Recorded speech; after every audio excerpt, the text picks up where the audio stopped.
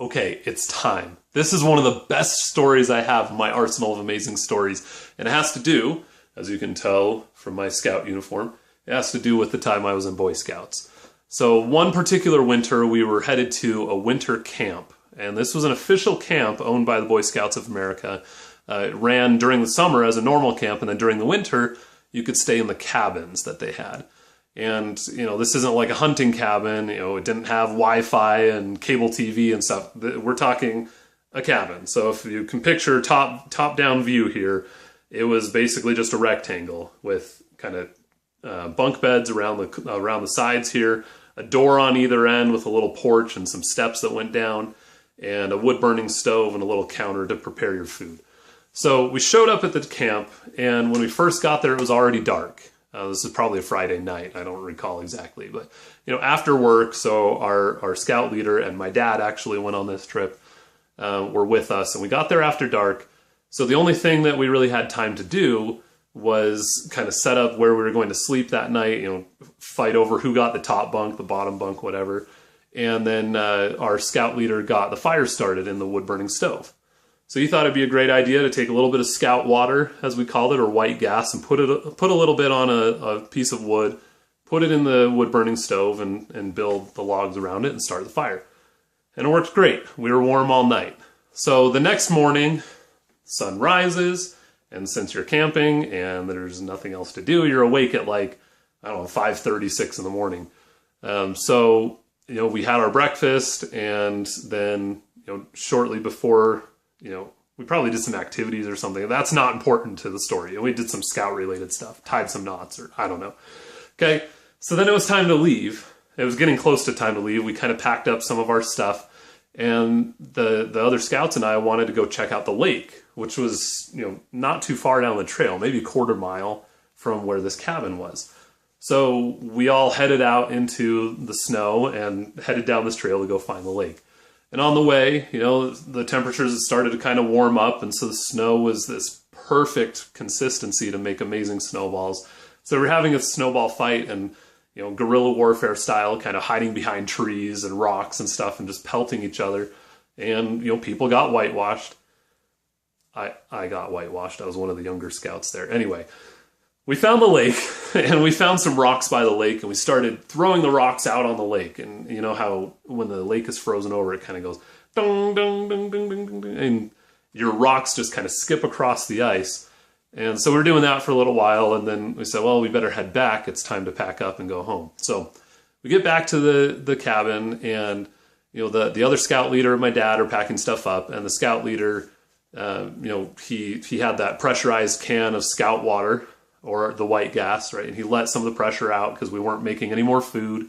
So, then they packed up kind of the food and the water and things that we had there while I was rolling up my sleeping bag.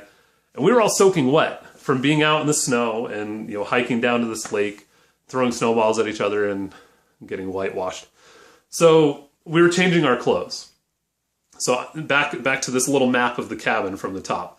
I was on the bottom bunk over here. I was one of the junior scouts, so it just kind of got stuck with it. And I was changing out of my clothes and putting on dry clothes. So I was taking off my boots. I had taken my boots off and set them aside. And I was, changing my shirt and my pants and everything, getting ready to go. And our scout leader said, so how was the lake? Was it worth going to see? And we're like, oh, it was amazing. It was gorgeous. And we were skipping rocks across the ice. You should go check it out.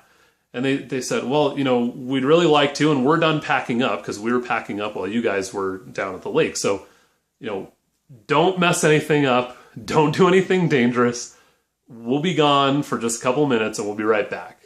So, scout leaders, if you're listening, this is a cautionary tale for you because probably not a good idea to leave a bunch of 12 and 13-year-olds alone in a cabin.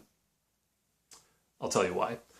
So they left, and someone had the bright idea to throw a snowball on top of the wood-burning stove, which had been going strong for, 18 hours at this point, so it was hot.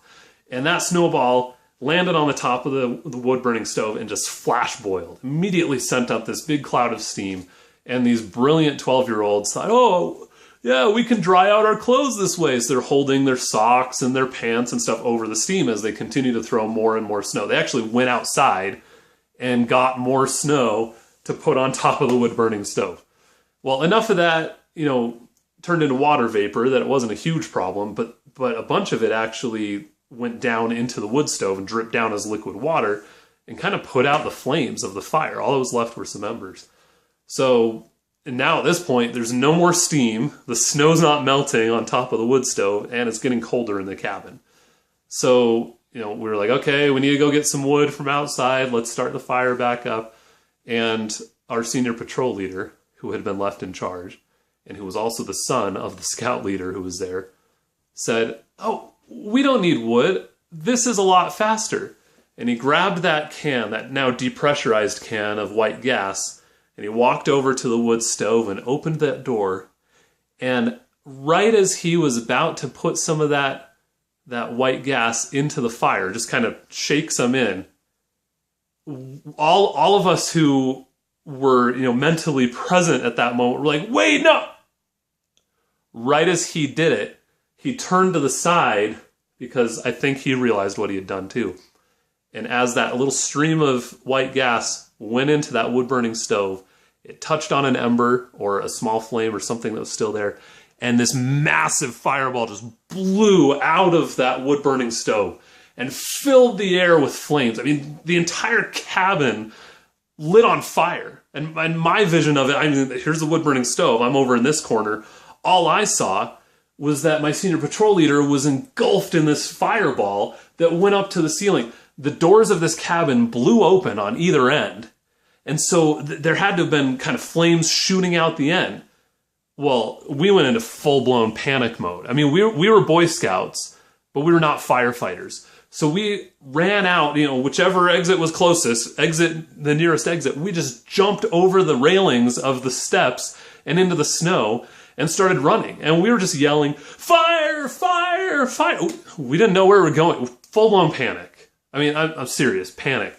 So later accounts of this story from another perspective, another scout, would tell us that senior patrol leader was still standing in the cabin holding that can of white gas, just in total shock.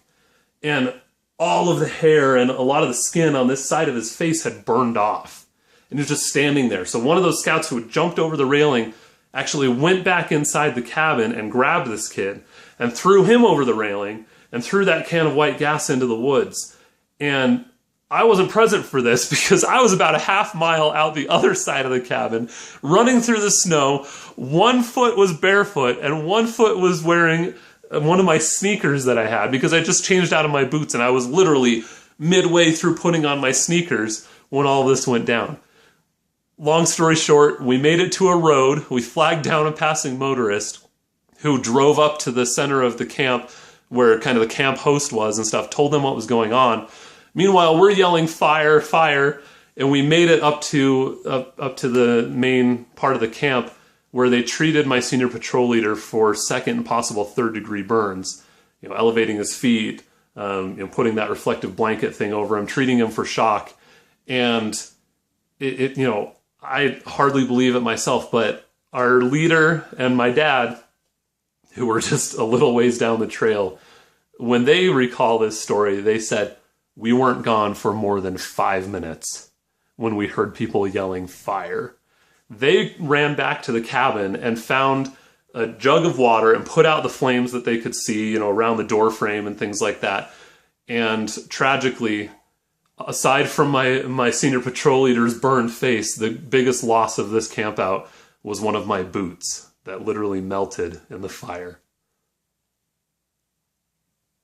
Don't leave scouts alone, right?